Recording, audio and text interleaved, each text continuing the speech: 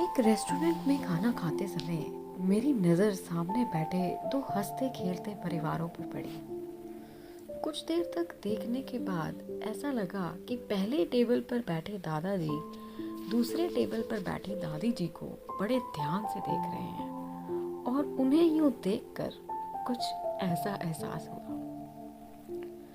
कुछ आग थी, कुछ धुआं भी उठा था। कुछ आग थी, कुछ धुआं भी उठा था। कुछ मैं नाराज थी, कुछ वो भी खफा था। कुछ आग थी, कुछ धुआं भी उठा था। कुछ मैं नाराज थी, कुछ वो भी खफा था। जिंदगी का सफर कुछ यूं भी कटा था, जब मैं गुमनाम थी और वो मशहूर था। मेरे सामने होकर भी वो अनजान होने पर मजबूर था। कुछ आग थी, कुछ धुआं भी उठा था।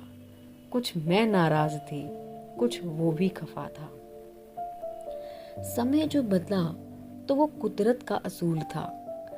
समय जो बदला तो वो कुदरत का असूल था। एक बार फिर मुलाकात हुई, तब शोहरत मेरे कदमों में थी और वो भीड़ में कहीं गुम था। तब शोहरत मेरे कदमों में थी और वो भीड़ में कहीं गुम था। कुछ आग थी, कुछ धुआं भी उठा था। कुछ मैं नाराज थी, कुछ वो भी खफा था।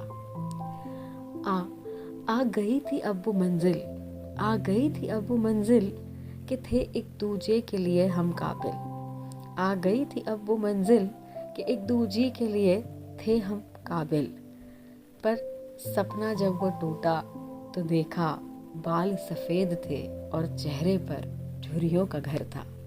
सपना जब वो टूटा तो देखा बाल सफेद थे और चेहरे पर झुर्रियों का घर था। कुछ आग थी, कुछ धुआं भी उठा था। कुछ मैं नाराज थी, कुछ वो भी खफा था।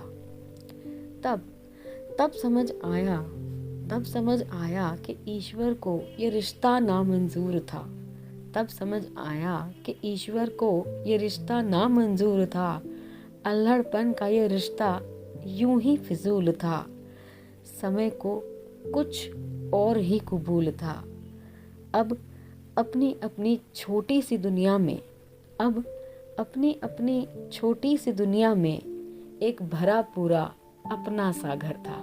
एक भरा पूरा अपना सा घर था। कुछ आग थी, कुछ धुआं भी उठा था। कुछ मैं नाराज थी, कुछ वो भी खफा था।